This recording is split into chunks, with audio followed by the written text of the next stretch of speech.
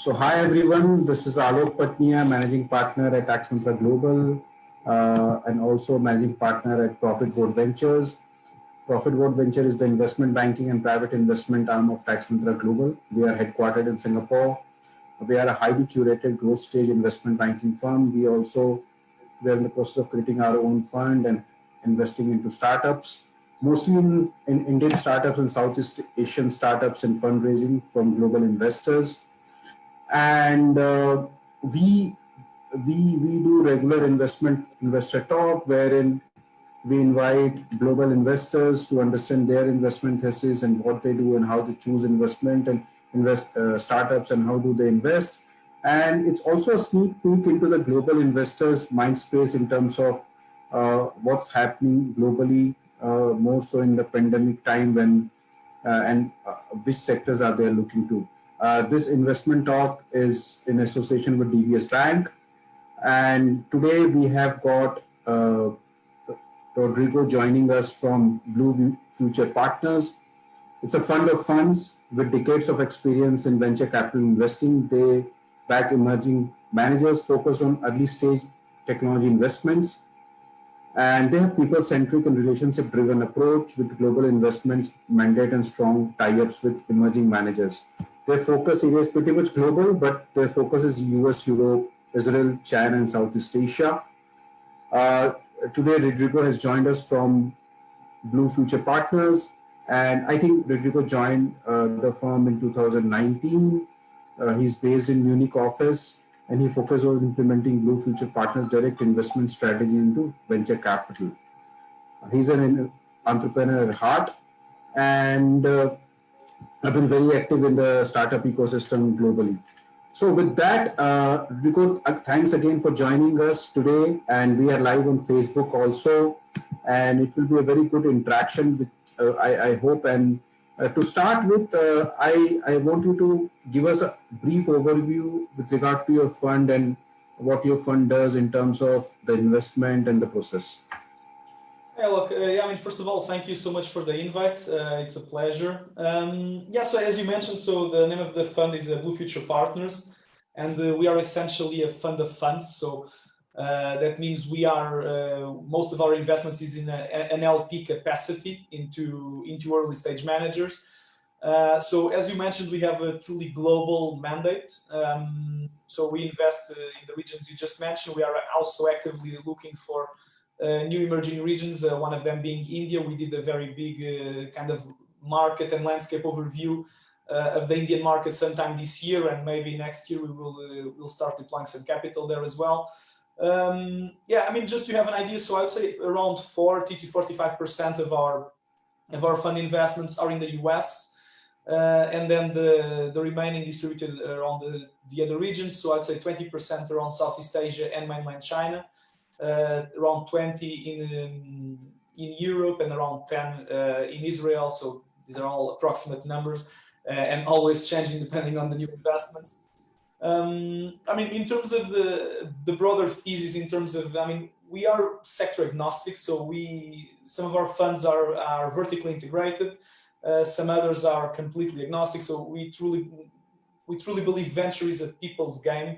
And so we really try to put most of our focus on the team, both founding teams of the companies and the manager teams, and so the GPs in the fund. So for us, if the manager is a leader in their specific niche or market, we are more than happy to back them, regardless of that of an industry focus or not. I think in a nutshell, that's pretty much it. As far as the thesis, we do target smaller funds, so we focus mainly on sub 200 million early stage funds. So this is seed and Series A, and we do this because we really believe that the smaller funds outperform. So this is a strategy that some other funds in the US have started to follow, and it's also growing in Europe. And the evidence is there that it's more likely for these funds to truly outperform and be, these days in venture, being a top quartile fund doesn't cut it anymore.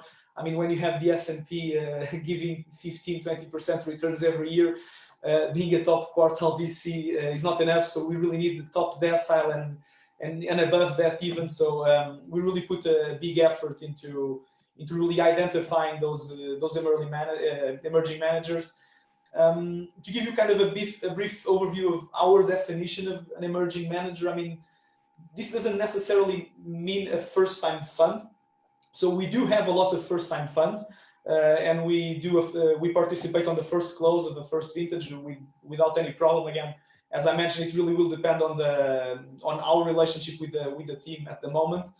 But we also have some managers that we've been backing since their first or second vintage and that are now on the fifth or sixth. So we really believe that we are long-term partners, and if they maintain themselves true to kind of the emerging manager strategy, so investing early stage and being very hands-on and really trying to help to build the companies together with the founders, we are more than happy to continue to back them through many years and many fund generations. That's great to summarize. So, what's the ticket size in one go? So tomorrow, suppose if you have a manager who really wants to raise capital through your fund, what's the initial ticket size you look into, and what's the time frame? If you can let me know.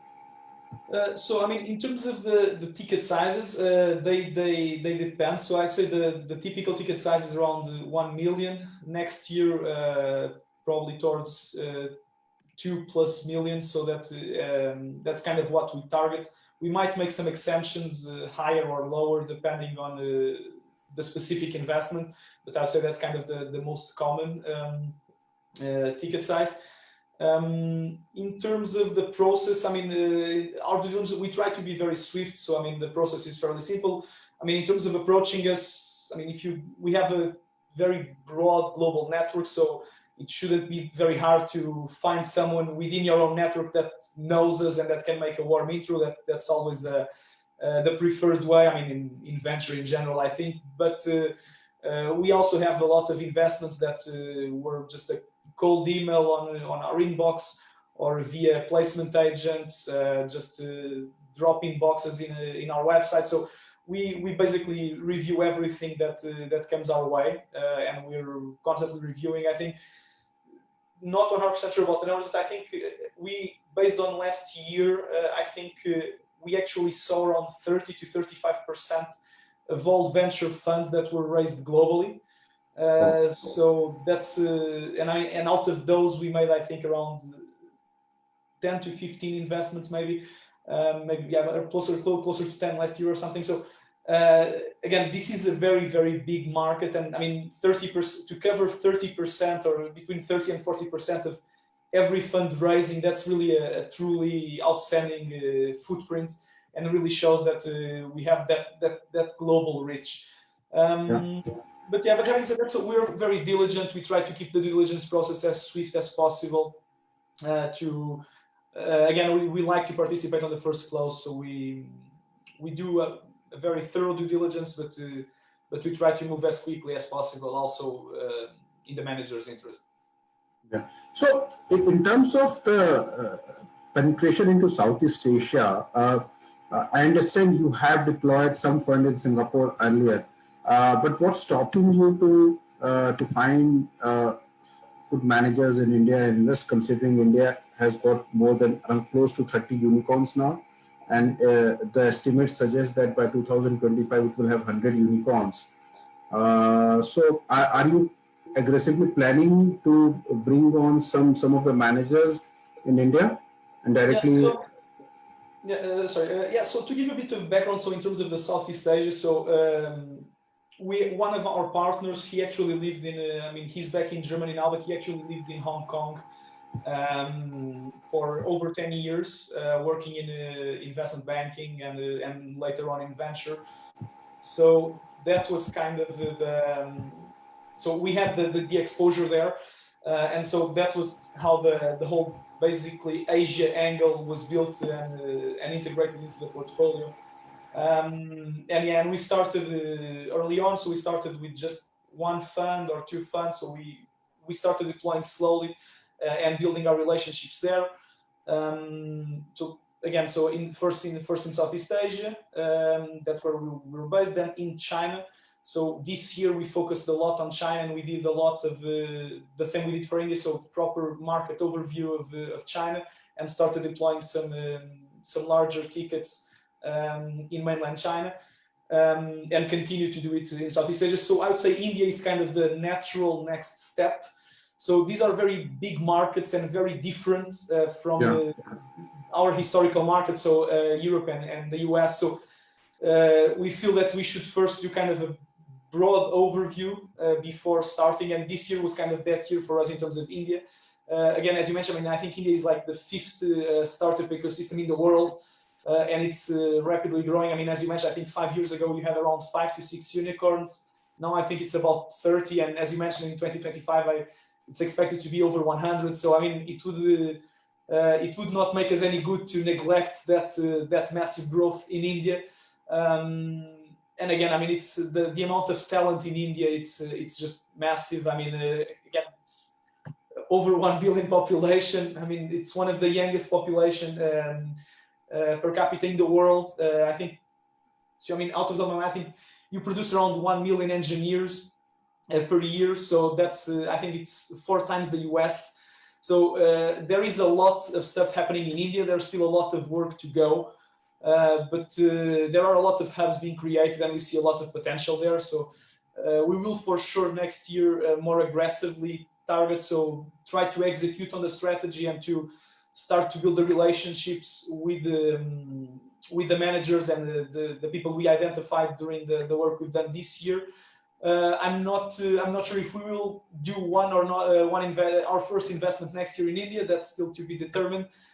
We are still right now and in Q1 probably defining the portfolio construction that we will be deploying in 21, 22, and 23. So we usually do a 3-year plan. So it will probably have a space for India. I cannot say if it will happen already next year or later on, but it's definitely a space we are actively targeting and actively building relationships in the year. But again, as I mentioned, so this is really a person's game, and we really like to get to know the people and build that relationship of trust before actually committing to capital. Because I mean, that's the kind of the beauty and at the same time the constraint of venture. I mean, this is basically people you have to be truly committed on, because you will be in business with them for at least 10 years. And that's just if you commit for one vintage. And as I mentioned, we like to do it for more. So in the space of 5 years, we might have a commitment for 30. If we commit to every single vintage. So we really need to be comfortable and to fully trust in the judgment of the people we get in business with, essentially. Completely agree with that. I understand that you are sector agnostic in the sense that you really don't worry about which sector investing, but considering automation, which has got accelerated in pandemic at least by a decade, and considering the data consumption, do you have any favorite sectors or business models wherein you say that okay, if this fund or the manager is actually into this kind of funds or this kind of sector, then I think I should invest in. Do you have any interest or any favorite sectors as such? Yeah. So again, as you mentioned, we are agnostic. I mean, we basically invest in software and technology. So if a company has that kind of angle, we are more than happy to get in touch and to assess the deal. I mean, taking a look at our existing portfolio and to reply to your question, I mean, I would say around 30% of the portfolio it's in enterprise SaaS. So this is, of course, an industry and a business model that we really like, and we became quite experts on it. But it happened kind of naturally. So it was basically with the development of the ecosystem and the portfolio of the funds we backed. It naturally happened. So it was not something that we defined to be okay, let's do 30% enterprise SaaS. No, this was a natural thing based on the size of the industry and the exponential growth of the industry. I would say, looking forward, something that we've been seeing a lot, and that me personally also think it's one of the technologies that will shape the next couple of years. It's RPA, so robotic process automation. I mean, we saw the most recent decacorn in Europe, which I think now it's either the biggest or I think the second biggest largest unicorn out of Europe, which is called UiPath, which does just that, so RPA.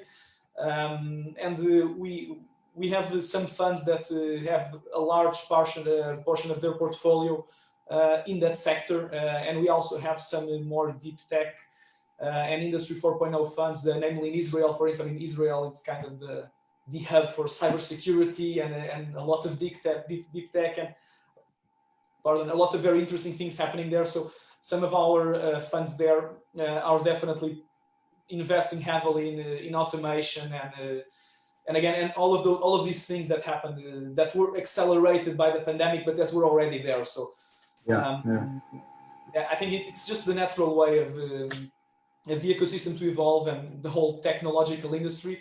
I think COVID helped a lot in that sense, and we saw some of our funds in New York getting a big boost, also in terms of e-learning. So I mean, to change a bit from automation, I mean, we had some companies in e-learning that had spikes of, I think, increased in over 300, almost 400% in their user base during Q2 and Q3 of 2020. So these were companies that were solid, were in a steady growth path, growing decent double digits, but maybe growing at 20 or 30% quarter on quarter, and that in 4 months had a 300% increase in the user base. So they actually were faced with a challenge, which is it's a positive challenge, of course, but they were, I mean, to scale your infrastructure to handle that amount of increased traffic, it's also a challenge. And I mean, our founders and the managers were actually able to do that collective effort and to basically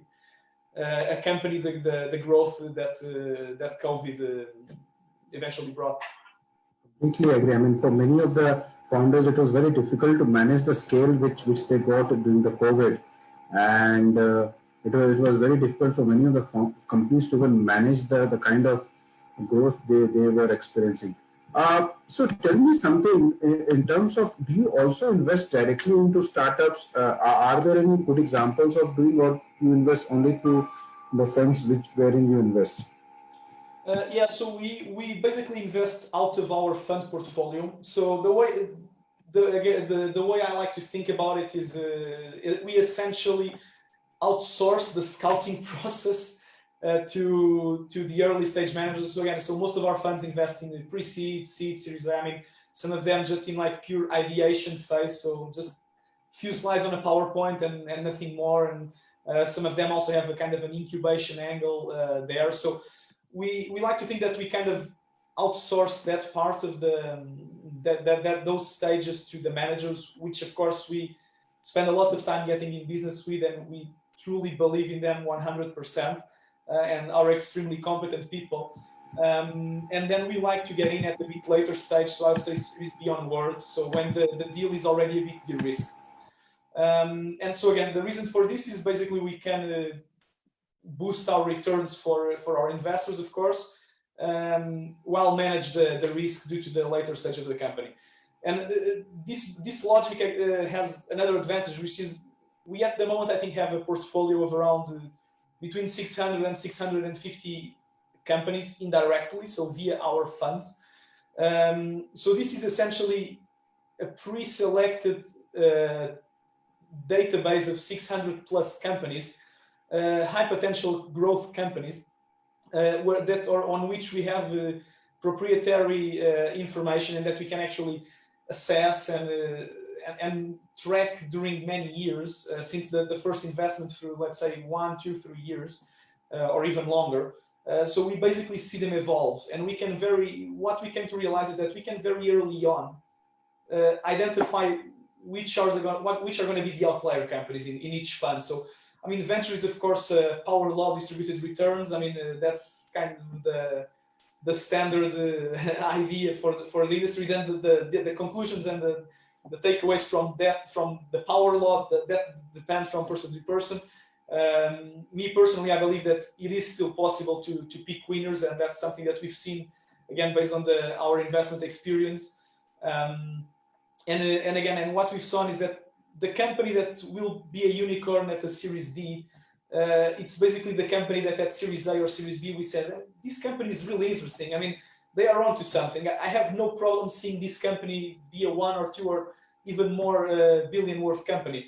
And again, some of those companies that are actually a unicorn now, so I think we have about 10 unicorns in our portfolio at the moment, with at least a few more set to reach that threshold next year.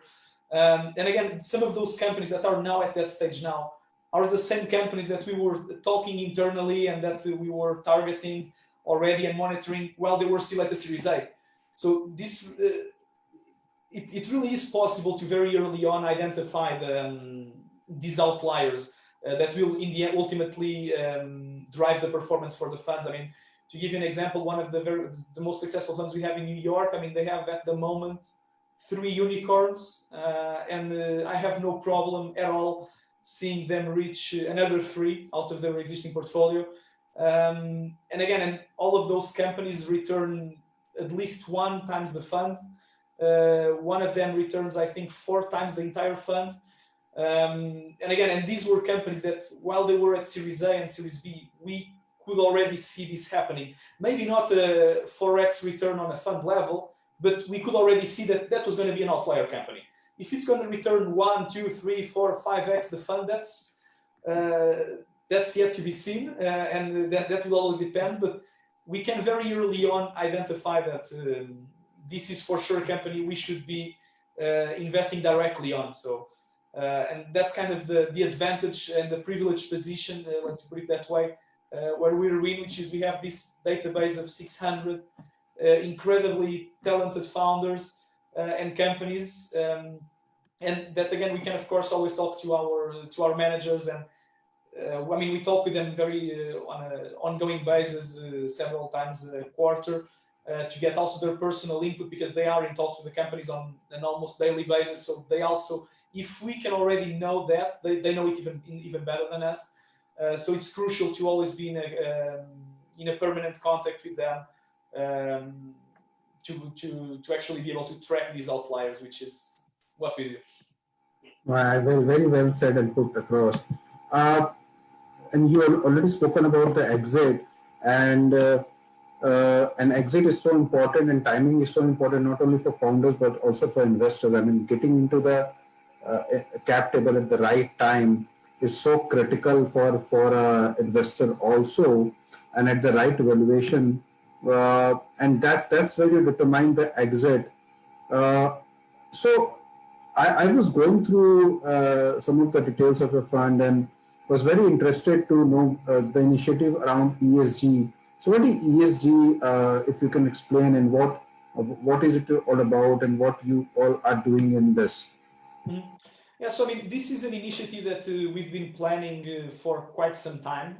So I mean, obviously, talking about it in the team and thinking about how we could basically get involved and really add value in that. And I mean, I think ESG overall, it's something that the entire venture community has been paying more and more attention, and not just venture, but the world itself, with also now with the US, with the Black Lives Matter movement and other movements equally important. So this is something that the world, I believe, has been giving more attention, and in particular the venture ecosystem. I think about now around I'd say 40% of venture funds globally already have some sort of ESG practices or policies or guidelines in practice. So I mean, some of them, of course, might send you a 30-page document, incredibly detailed, their ESG initiatives. Some of them might just give 3 bullet points, but they are thinking about it, and already have it in place.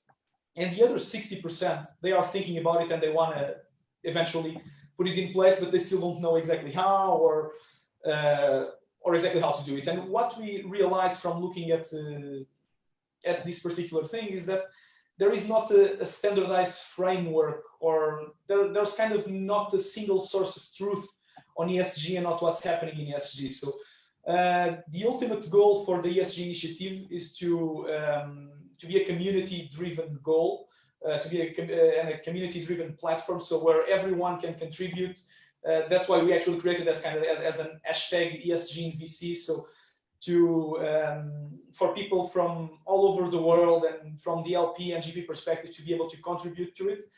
The way we decided to tackle it, to kind of launch the initiative, was through an interview series with GPs from all over the world. I think we started off with around 10 of them, I believe. And since we launched the first one, we've had many people reaching out to us and trying to be involved. And so proactively reaching out to us, oh, I loved it, I would love to be involved, like I really want to implement that. Do you want to have a call to just discuss what it is you are seeing happening with other funds and other people, and what should I do with my fund, and sharing their own experiences. So I think this is it's been a huge success. I think we launched about 1 month ago. So I mean, I think the first interview was launched a bit over a month ago. I mean, we of course been working on it for a longer period of time. And we still have some very interesting interviews that were already done and are already on the pipeline. And again, we are continuing to schedule more and more interviews. I would say sometime next year we'll probably do a proper document or proper research paper on what was kind of the overall take, kind of the standardized frameworks and the common metrics that the people we are talking to in the industry are using, and if any, if it's even possible to kind of get with a standardized framework, but we will at least try to do to give our view of what we think it's happening of good and bad in the field. But yeah, I mean, as I mentioned, as of now, it's still very much driven by ourselves. So via this interview series, but our goal is to really have everyone jump in and. Yeah, we're seeing a lot of interesting things. I mean, some people doing a playbook. We also had a recent interview with Miki, so the founder of Tech Founders, who is doing a ESG playbook. So also trying to kind of get some frameworks and some metrics on the topic of ESG. And she reached out to us, trying to, again, be involved. And we were more than happy to collaborate and to evolve. So this was basically just that. I mean, an initiative that... let's kind of our contribution to the ecosystem and a way to give back to the ecosystem in such an important topic as ESG. Okay, that's great. I got one question from Ravi on Facebook, and he's asking that since you are a global fund, what are the key difference you find in terms of startups which are in Southeast Asia and in Europe, in terms of the technology, in terms of the stage at which you invest? Do you see any difference or any differentiation as such in startups when you invest in different geographies? So I would say, I mean, one key difference, it's not related to the startups itself, is in terms of the funding. So I mean, Europe and I mean, first Europe and Southeast Asia, China, I mean, India, so the entire world is still in some way catching up to the US, and so shortening that gap. But the gap is still there. So, I mean, the world is quickly catching up, but there is still that gap. So I think it's easier for companies to scale in the US purely by the fact that it's easier for them to get access to funding rounds and to inflated funding rounds and all of that. And I mean, we even have some of our funds who one of their key strategies is to really nurture the companies in Israel and Europe, in this particular case, and to help them scale, and that to make the bridge to the US towards an exit. So to exit in the US, where they can basically achieve higher valuations. So this is kind of the more financial side of the thing. I mean, in terms of the startups themselves, I mean, I do believe talent is equally distributed. So I wouldn't say that founders are better in one place or the other, not at all. I do believe the US still attracts a lot of very talented founders because, I mean, just the ecosystem and that aura almost of being present in Silicon Valley, and it's easier to scale and getting access to all of the big players and everything there. So that still helps. But I mean, we've seen massive examples of extremely talented founders in Southeast. I mean, to give you an example, I mean, Ninja Van in Southeast Asia. So this is a company that's on the track to be a unicorn. They should reach there pretty soon, and beyond. I mean, these were a group of incredibly so it's a logistics last mile delivery company in Southeast Asia. They operate in most of Southeast Asia. I mean, the founders were, again, no different from a founder in the US. I mean, they were working 22-hour days. I mean, in the very early days, they were in the fulfillment center, sorting the parcels themselves. So it's really about the commitment and that entrepreneurial mindset. But I mean, I think in that sense, I don't really see a difference in any country in the world. In terms of the technologies, I would say it's also equally distributed. Depending on the place, I mean, for instance, in Southeast Asia, we've been seeing a lot of things happening around e-commerce and e-learning as well. I mean, I think in terms of e-commerce, Southeast Asia, it's expected to be by far the fastest growing market over the next 10 years. So just again, since the market is growing so much, it's natural that there are more startups taking advantage of that and trying to get on board with the market development. So, and again, it's a market that's way more mature in the US. So we see maybe a bit less activity there than in Southeast Asia. I mean, I think Europe is also doing very interesting things in terms of fintech, especially in Eastern. I mean, obviously in the UK, which is, I mean, London has been the election choice for fintechs in Europe for many years, but also in Eastern Europe, we also have some funds targeting Eastern Europe and Turkey as well. And again, I mean, the fintech and the fintech development there has also been astonishing. AI and RPA, as I mentioned, I mean, especially that has been an industry that, because of UiPath and reaching that $10 billion mark and proving that Europe, I mean, not just the US, but also Europe can produce these multi-billion-dollar companies, so attracted a lot of interest to the space. So we've seen a lot of companies working in RPA and in AI across the region. I think Israel, again, as I mentioned, it's very focused on deep tech, cyber security, and those verticals. But they also have incredibly interesting things in agriculture, for instance. But if I had to say, I think Israel, it's kind of the industry 4.0, IoT, and so some more deep tech kind of topics on a global scale. Actually, not. I mean, I think they are actually ahead of the US in many of those particular things. So I think the US has a lot to learn with them, and there are plenty of synergies that companies that operate in both regions are doing. I think the US is, again, it's the most developed VC ecosystem in the world. So obviously you have good and bad startups, good and bad founders, and operating in everything essentially. So I don't think you see that kind of niche sector focused almost by region as we do, again, in Latvia, having a huge focus on fintech, or Israel on deep tech. So the US is, I'd say, pretty agnostic as a country.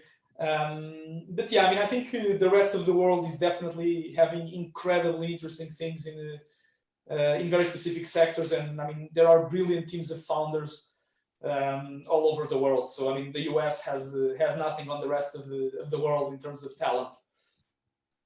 I think that was so explained, detailed, and thanks for that. And I think with that, we are running out of time. So a closing comment in terms of, and again, thank you for taking out time and spending time and letting us know in terms of what your fund does. And hopefully we'll work together in future. And thanks again for joining us. And we will see how we can bring in more investors on our platform, on an investor talk platform. And with this, I say bye to everyone. Thanks for joining in. Thanks again for joining in, Rodrigo. It was a pleasure taking out time for us and explaining your vision statement for Southeast Asia and for India specifically. And I know that India will be a very good and great market, an interesting market for you, considering we already discussed in terms of the size of the market, in terms of technology adoption, in terms of also the data penetration, which is there in India now.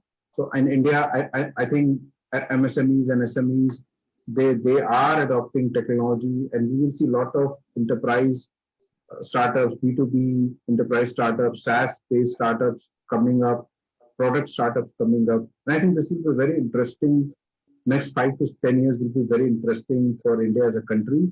And I think we see a lot of opportunity in India, and specifically into smaller towns in India now, because earlier what we used to see, I've just explained this interesting part. So earlier, because a lot of infrastructure was very much into metro cities and Bangalore and Hyderabad and Delhi and Mumbai. But now with pandemic coming in and the data penetration, which is very good, and the infrastructure which has improved, we see smaller plus clutter of startups in small cities, and now they don't need to travel to larger cities to actually start. So I think that's where you will see the bandwidth increasing for startups and tech startups coming out of India. I think again, thanks for joining in. And thanks so much for the invite. Yeah, I mean, and for all of the people viewing us from India. I mean, again, as I mentioned, we are actively targeting the market, so feel free to just visit our website and reach out. I mean, we're happy to get in touch. Thanks for this.